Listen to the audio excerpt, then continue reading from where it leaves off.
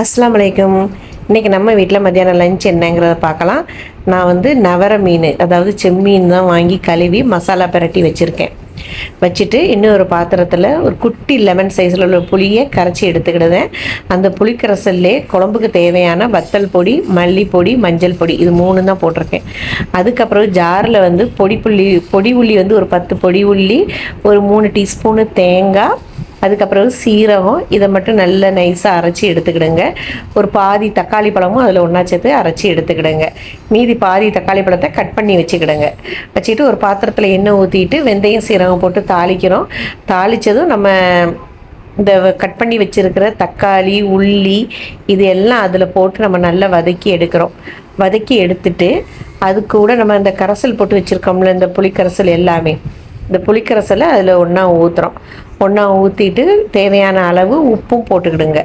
உப்பு போட்டுட்டு நல்ல ஒரு கொதி வரட்டும். அது கொதி வர்றதுல இன்னொரு பக்கம் என்னோடய மச்சான் ஒய்ஃப் என்ன பண்ணாங்கன்னா, மரச்சீனி கிழங்கு, வீட்டில் உள்ள கிழங்கு தான், அதை கட் பண்ணி வேக வச்சாச்சு. அது ஒரு கொதி வந்ததுக்கப்புறம் அந்த தண்ணியை தூர ஊற்றிடணும், இல்லைன்னா கிழங்கு ஃபுல்லாக கசக்கும்.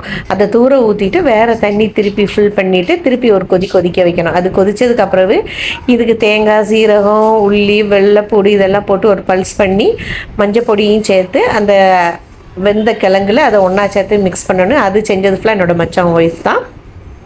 அப்போ அது கிழங்கு வந்ததுக்குள்ள இங்கே மீன் குழம்பு, நம்ம கூட்டி வச்சிருந்த மீன் குழம்பு இருக்குல்ல, இதில் முருங்கைக்காவும் ஒன்றா போட்டால் நல்லாயிருக்கும்.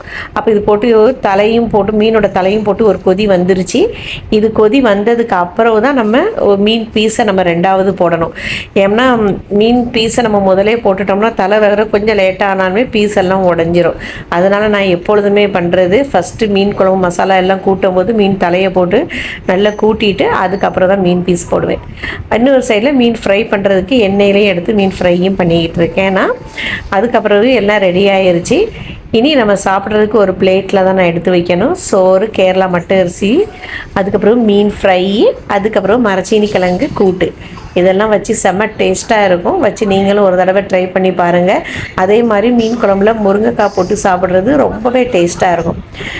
சில பேர் கருவாட்டு குழம்புல மட்டும்தான் போடுவாங்க, ஆனால் மீன் குழம்புலேயும் முருங்கைக்காய் போட்டு சாப்பிட்டா ரொம்பவே நல்லாயிருக்கும். நீங்களும் ஒரு தடவை அதை ட்ரை பண்ணி பாருங்கள்.